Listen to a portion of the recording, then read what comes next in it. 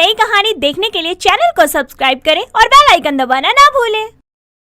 दिल्ली के सीमापुर इलाके में रहने वाली ज्योति एक पढ़ी लिखी लड़की थी, मगर गरीबी के कारण और बीमार माँ की देखरेख करने के लिए वो घर के पास ही एक भेलपुरी का ठेला लगाया करती और उससे ही अपना और अपनी माँ का पालन पोषण किया करती।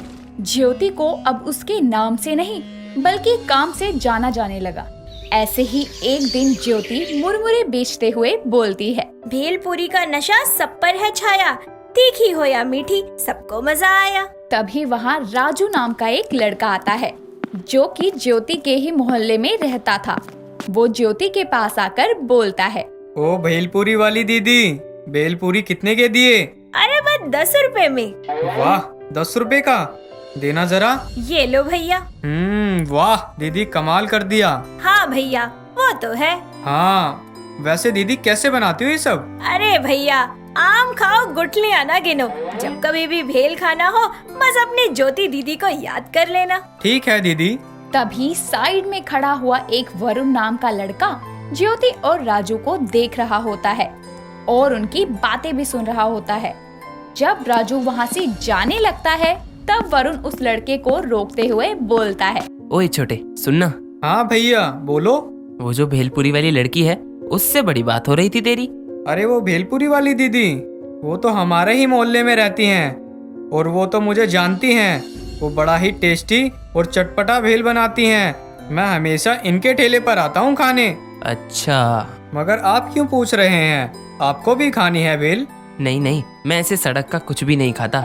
एक बार खाकर तो देखो, अगर ना पसंद आए तो मत खाना। एक बार खाकर देखता हूँ। क्या हुआ? हाँ ठीक है, मगर मैं भेल लेने नहीं जाऊंगा, तू मेरे लिए खरीद कर ला दे। ठीक है, लाओ 10 रुपए।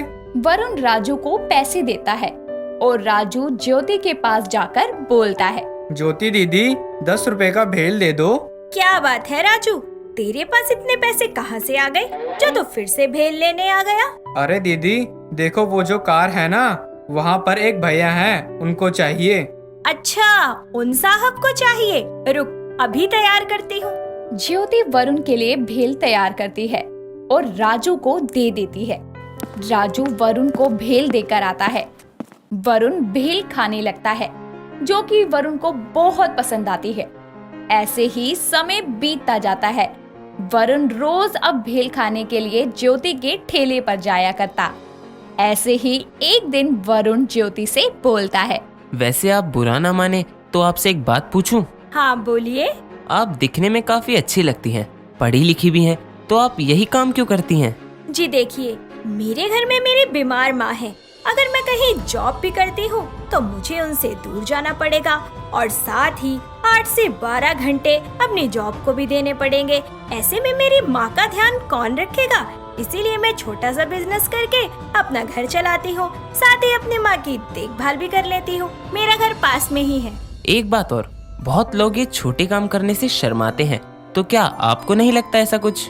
जी देखिए, अगर ऐसा होता तो मैं शायद यहाँ ना होती। और वैसे भी मेरी नजर में कोई काम छोटा या बड़ा नहीं है, इंसान की सोच अच्छी होनी चाहिए।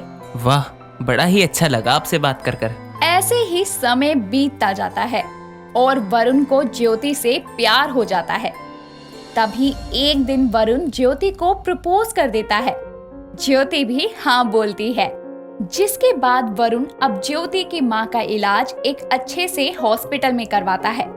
धीरे धीरे उसकी माँ भी ठीक होने लगती है। ऐसे ही एक दिन वरुण अपनी माँ अरुणा को ज्योति के बारे में बताता है, मगर अरुणा वरुण को ज्योति से शादी करने के लिए साफ मना कर देती है।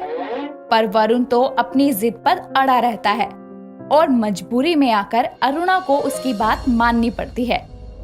इसी तरह कुछ महीने और बीतते हैं और दोनों शादी के बंधन में बंध जाते हैं। शादी के बाद में ससुराल आने के बाद ज्योति ससुराल की सारी जिम्मेदारियों को अच्छे से संभालती है, मगर अरुणा को उसकी बहू में कोई ना कोई कमी तो जरूर दिखती। ऐसे ही एक दिन ज्योति बर्तन धो रही होती है, तभी उसके हाथ से कांच का प्लेट टूट जाता है। प्लेट टूटने की आवाज सुनकर अरुणा वहां आती है। और गुस्से में अपनी बहू से बोलती है। अरे रे, कर दिया ना नुकसान। इसकी भरपाई क्या तेरा बाप करेगा? पता भी है कितनी महंगी प्लेट थी। पर तू क्या जाने, तेरे घर में तो बर्तन भी नहीं होगा खाने के लिए, क्योंकि तुम तो मांग कर खाते थे ना। माँ जी, प्लेट टूटने के लिए माफी चाहती हूँ, और एक प्लेट ही तो टूटी है। और रही बात मांग कर खाने की, तो मैं आपको बता दूं, मैं हमेशा अपनी मेहनत से खाती हूँ, मांग कर नहीं। अरे वाह, जुबान तो देखो इनकी कैसे कैंची की तरह चलती है। अच्छे से जानती हूँ तुम जैसी गरीब लड़कियों को कैसे अमीर लड़का देखा नहीं कि उन्हें फंसाने चली आई। माँ जी, मैं आपको गलत नहीं बोलूंगी, क्योंकि इसमें आपकी कोई गलती है ही नहीं। अब भगवान ने जिसको जितना सोचने समझने की शक्ति दी है, वो तो उतना ही सोच पाता है। वही हाल है आपका। अरे शर्म नहीं आती क्या तुझे? अपनी सास से जुबान लड़ाती है।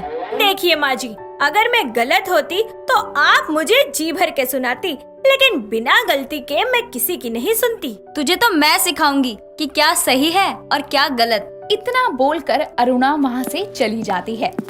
ऐसे ही थोड़ा समय और बीतता है और एक दिन ज्योति के ससुराल में राजू आता है और वो ज्योति से बोलता है। दीदी कैसे हो आप? मैं तो ठीक हूँ, तू बता। दीदी आपका घर तो बहुत बड़ा है। हाँ राजू, वो तो है, तू बता। दीदी पता है, बहुत से ग्राहक आपके भेल को याद करते हैं और कहते हैं भेल वाली दीदी कहाँ गई, हमें उन्हीं के हाथ का भेल खाना है। तो उनको बता देना कि दीदी की शादी हो गई है। तभी वहाँ वरुण आता है और राजू को देखकर वो बहुत खुश होता है और वो बोलता है।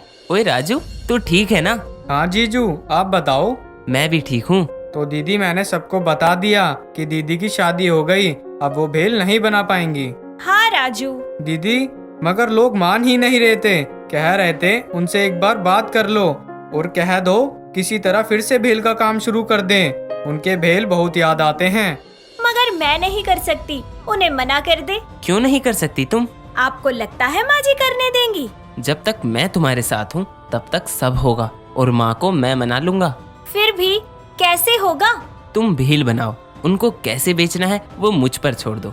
और तुमसे ही सीखा है मैंने कि कोई काम छोटा या बड़ा नहीं होता, इसको बेचने में क्या बुराई है फिर? ज्योति को वरुण की बात सुनकर बहुत अच्छा लगता है। ज्योति वापस से अपने भेलपुरी बनाने के काम को शुरू कर देती है और इस बार उसकी सेल पहले से भी ज्यादा होने लगती है। और वरुण के साथ अब ज्योति भी घर में बराबर की आमदनी लाने लगती है, जिसे देखकर अरुणा बहुत खुश होती है और अपनी बहू के काम में उसकी मदद करने लगती है। और जिसके बाद में धीरे धीरे ज्योति का भेलपुरी का छोटा सा ठेला एक टेस्टी चाट पॉइंट में बदल जाता है। दोस्तों, अगर आपको ये कहानी पसंद आई तो इसे लाइक करें, शेयर करें और कमेंट करके बताएं कि कहानी में आपको सबसे अच्छा क्या लगा।